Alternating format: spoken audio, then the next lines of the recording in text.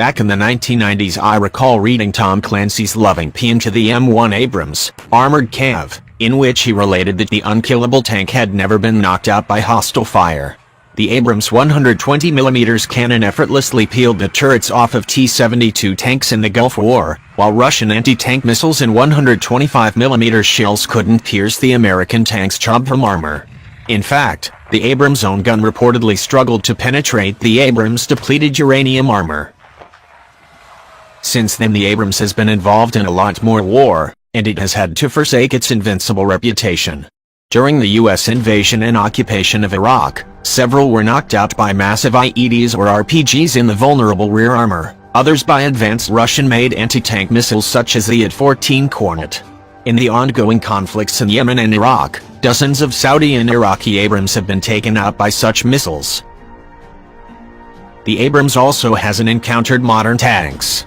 In fact, the Abrams is hardly unrivaled in its very heavy weight class. Other vehicles such as the German Leopard 2, the British Challenger 2, the French Leclerc, and Israeli Merkava 4 possess similar firepower and protection levels, though of course each type has its advantages and disadvantages. However, none of them were likely to ever be shooting at an Abrams, so it wasn't a problem. For decades, the most threatening potential opponent was the Russian T-90 tank, a vehicle which has a fighting chance against the Abrams, but is hardly a peer. Russia's new T-14 Armata tank finally does present a peer challenge to the Abrams. While the Abrams still appears to have a slight edge in conventional armor, the Armata compensates with a combination of explosive reactive armor and a sophisticated radar-guided Afghan Active Protection System, APS, intended to shoot down incoming projectiles. The T-14's new 2A82 125mm also has improved armor penetration, meaning the Abrams' frontal armor may be vulnerable at shorter combat ranges, possibly 1,500 meters and less. While it's still debatable which is the superior tank, they clearly both are capable of destroying one another. The point is that the Abrams can no longer assume the inferiority of opposing tanks. Another thing they used to say in the 90s was the Army doesn't do cities. During the U.S. invasion and occupation of Iraq, which involved a gazillion military operations in urban terrain, a Tank Urban Survival Kit, TUSK, was rushed into service with a number of upgrades to cope with potential ambushes from any direction.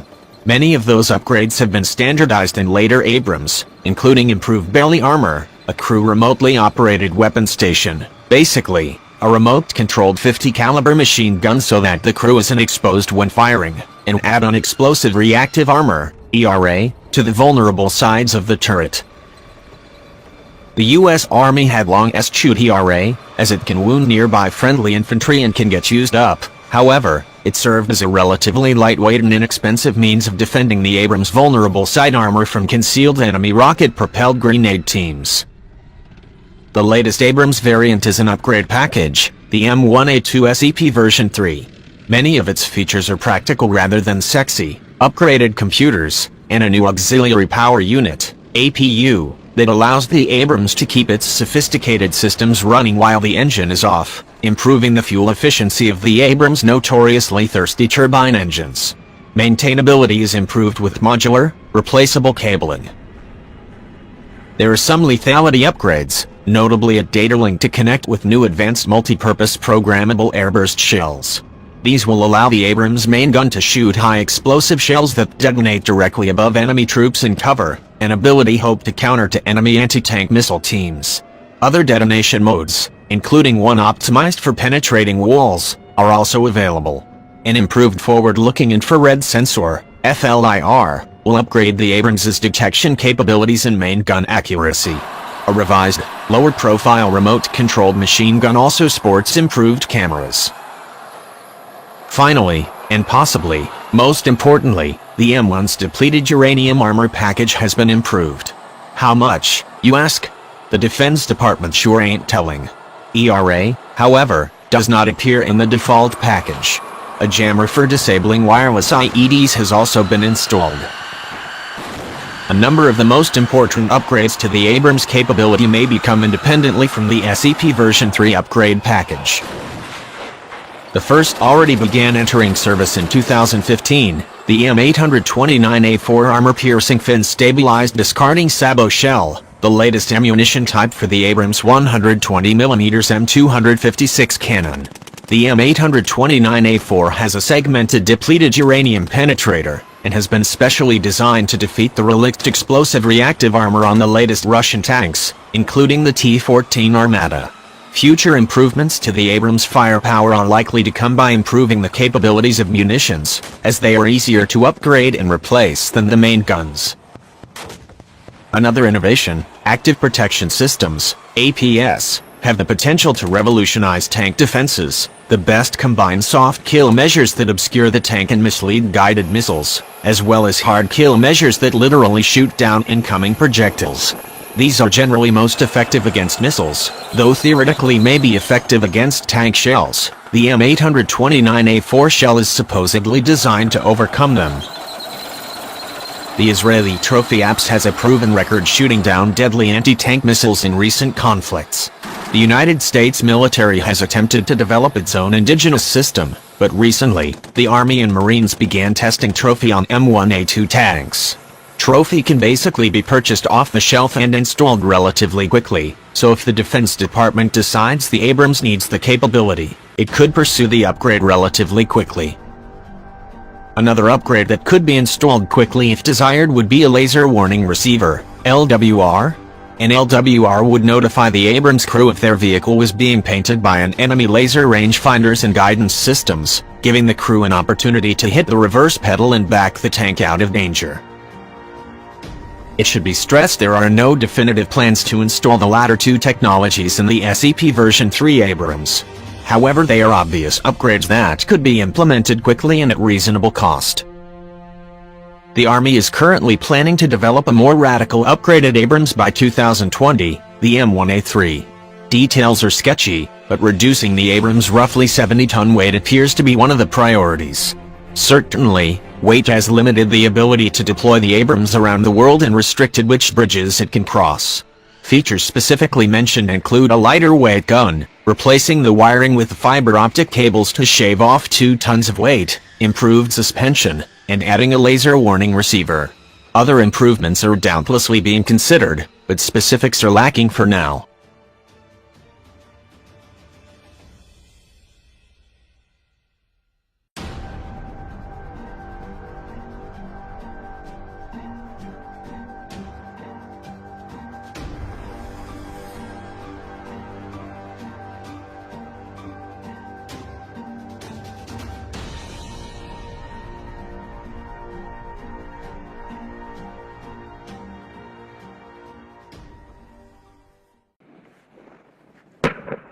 My name is Captain Joseph Thomas. I'm a 19 Alpha Armor Officer. I'm the Company Commander for Bravo Company 112 Cav, Grey Wolf Brigade. Today we're qualifying Table 6 on the M1A2 Abrams Set V2. This is the culminating point for the crew. This is their crew qualification. They've conducted a Table 3 with the crew, which is a dry exercise of the Table 6. Conducted a Table 5, which is an opportunity for them to shoot and test their systems. This is just a stepping stone for the rest of the qualifications that the soldiers will achieve. Table 9 being the section, Table 12 being the platoon, and then eventually we'll execute the company CALFEX, which is the company qualification that we're all looking forward to. I couldn't be more proud of my soldiers in the way they're performing. We've got pretty good throughput so far, and the scores are coming back, and they're doing really, really well. These guys are setting themselves up to be superior crewmen and distinguished crewmen.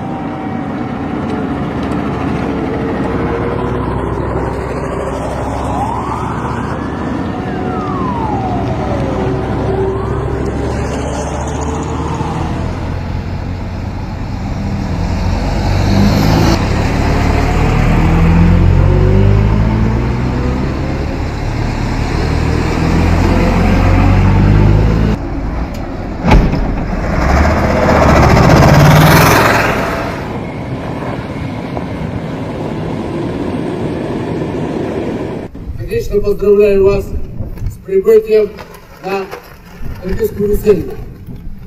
С этого момента мы являемся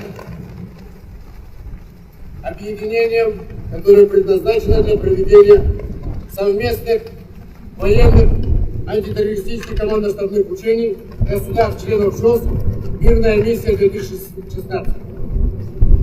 Считаю, что поставленная перед нами задача нашими государствами, главнокомандующими вооруженными силами, будет успешно выполнена.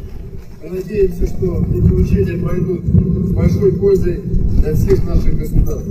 Пожелать всем удачи и хорошего завершения наших учений.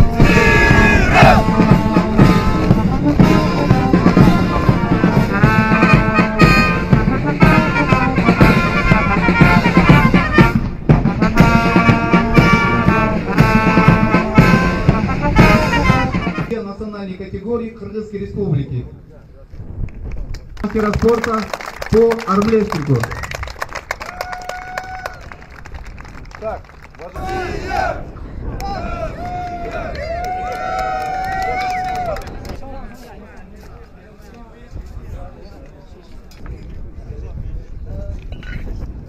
просто оттуда. Все.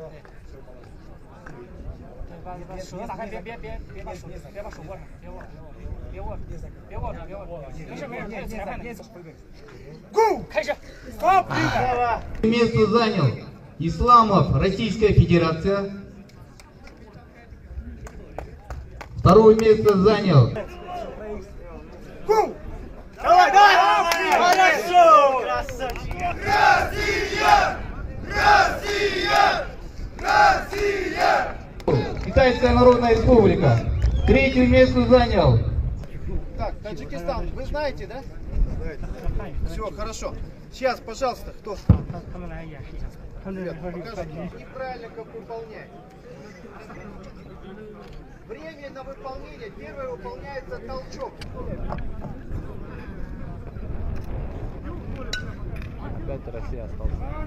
3, 2, 1, старт!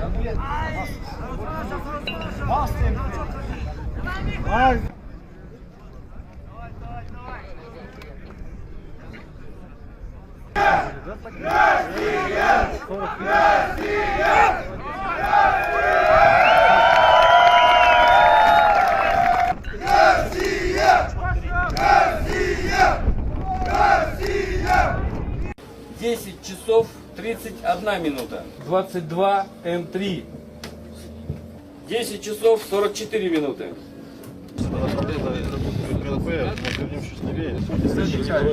Время прохода.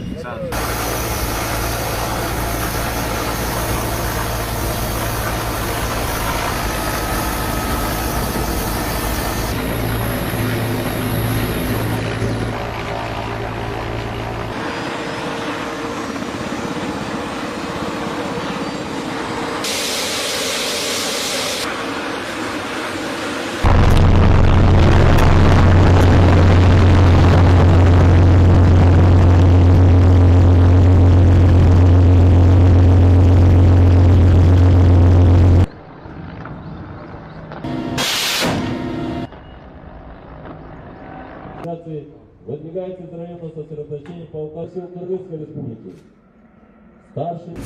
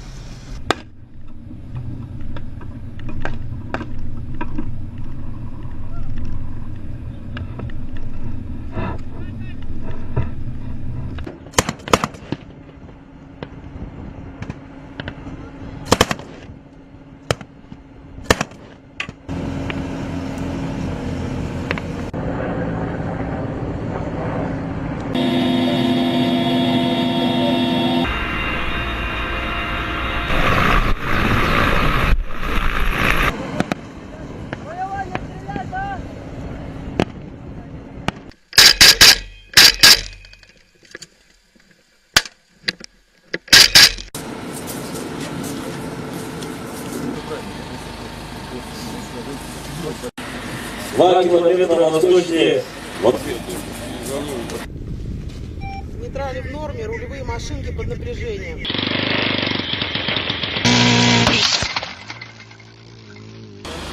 Готово. Координаты 42. Последующим рядом 16 тысяч.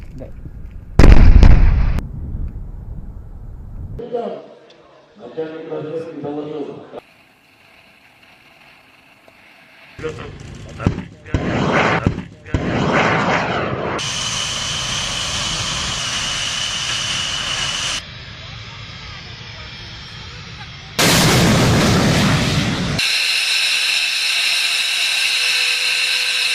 Через 71 парой на боевом цель вижу главный.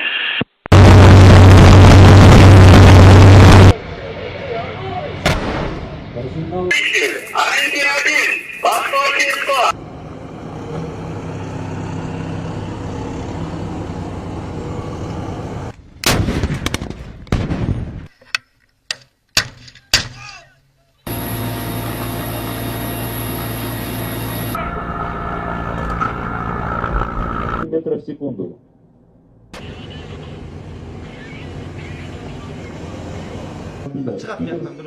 Целью выявления засад. 5-й, он же основной. Штасов.